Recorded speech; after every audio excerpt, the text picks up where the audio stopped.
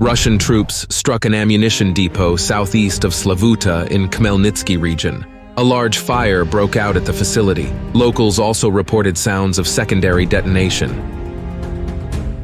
The AFU shelled Trubchevsky and Klimovsky districts in the Bryansk region. Several enemy drones were also intercepted by Russian anti-aircraft gunners on their approach to Bryansk. The AFU again subjected border settlements in Belgorod region to massive strikes. Residential houses and infrastructure facilities were damaged. There were no casualties. The AFU launched ATACMS ballistic missiles at LNR rear areas. A gas pipeline, a school, a culture palace, and residential houses were damaged in the village of Belorikhinsky. On the northern flank of Bakhmut's defense, Russian forces have extended their zone of control towards Vasyukivka. However, reports of the capture of the village itself are premature at the moment. At the same time, Russian units continue to attack enemy positions near Kromov.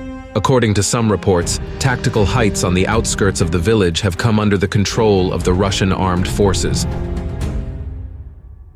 The Russian armed forces managed to improve the tactical situation at the railroad between Andriivka and Klishchivka. The enemy managed to cross the railroad back in early October. Now they have been pushed back again.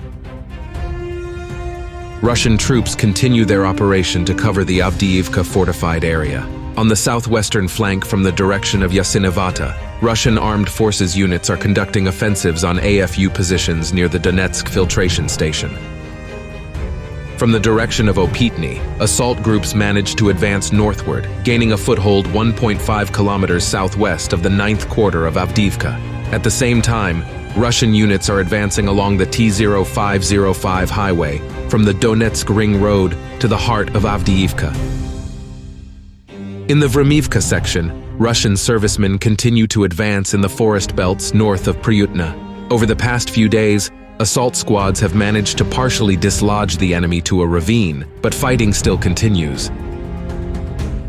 In the Orikhiv section, the Ukrainian forces supported by armored vehicles attempted to advance on the Robotyne-Verbov line. The armored group was hit by drones and artillery. At least 4 Leopard tanks were destroyed.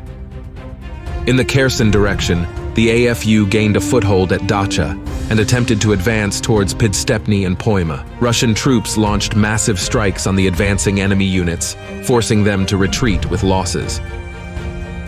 To the northeast, Russian Marines continue to squeeze out the AFU assault groups entrenched in Krinky. The Ukrainian command is trying to maintain a bridgehead on the right bank and is transferring additional forces to the area.